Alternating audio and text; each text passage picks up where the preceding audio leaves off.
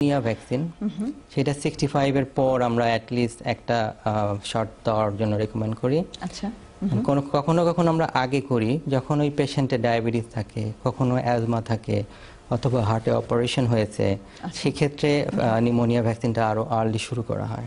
আচ্ছা, এর বাইরে আরেকটা খুব কমন, এই আমেরিকাতেই যত টেটানাস রোগে পেশেন্ট মারা যায় তার মধ্যে 60% হলো এলডারলি পেশেন্ট।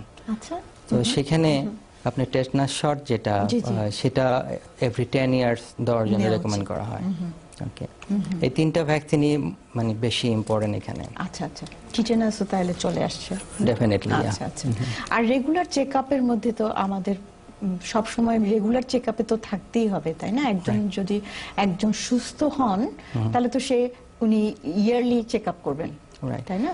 এখন সেখানে এখন এক বৃদ্ধ বয়সে কারো যদি কোনো রোগ না থাকে তাকে অবশ্যই প্রত্যেক বছর চেকআপ করতে হবে, তার ডায়াবেটিসের জন্য, তাই হাই ব্লাড প্রেশারের জন্য, তার কোলেস্টেরল চেকআপ করতে হবে। জি জি।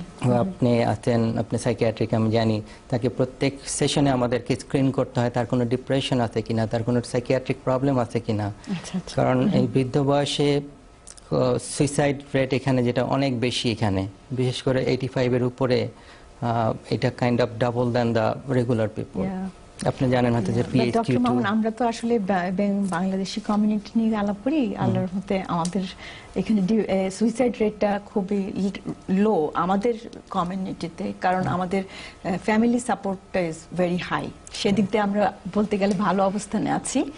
বাট আপনি যেহেতু ডিপ্রেশনের কথাটা আনছেন, দর্শক, আমরা অবশ্যই বয়স্কদের ডিপ্রেশন নিয়ে আলাপ করব একটু শেষের দিকে, কিন্তু তার আগে বিভিন্ন শারীরিক যে সমস্যাগুলো আছে ওগুলো নিয়ে একটু আলাপ করে নেই। আপনাদের যদি কোনো প্রশ্ন থাকে এর মধ্যে প্রশ্নগুলো করে ফেলতে পারেন। জি, ডিপ্রেশনে আসছি, তার আগে আমরা যদি হার্টের ব্যাপারে আলাপ করি একটু। সেখানে যেমন হার্টে ওই আপনাকে আমি